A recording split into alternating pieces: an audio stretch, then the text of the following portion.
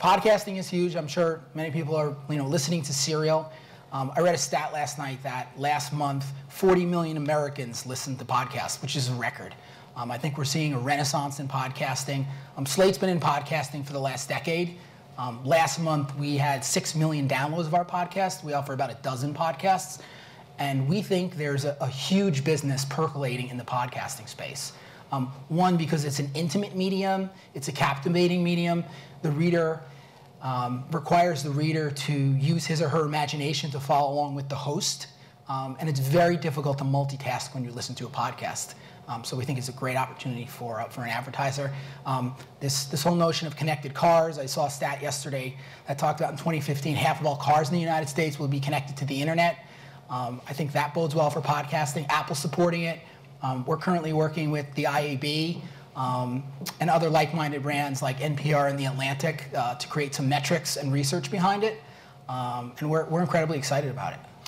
Cool. So right now, in terms of podcasts, how do brands play in that? Is it sort of like today's broadcast is brought to you by, or how might that develop as maybe radio develops, or what is the ad business? And also, if it's downloadable media, I assume the ad sort of stays in there. But correct. Give us an idea about how advertising and podcasting could evolve. Yeah, I mean, right now it's basically a 30-second host read.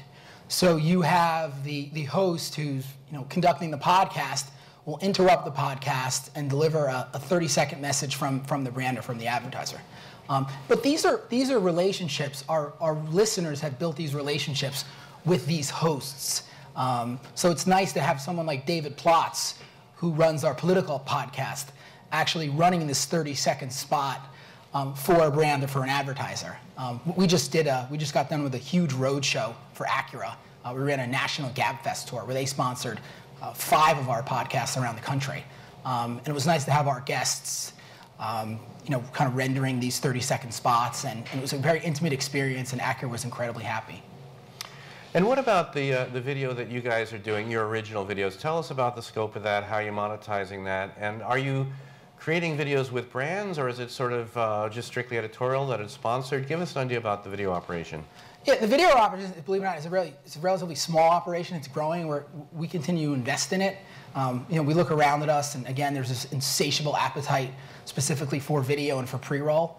We produce about 6 original videos a day at Slate, and that's moving up every day as we create more content and we create more inventory. And then again, there's that kind of TEEDS opportunity that also exists. We're also selling video inventory into IAB, Rising Star units as another mechanism to kind of create distribution across video channels.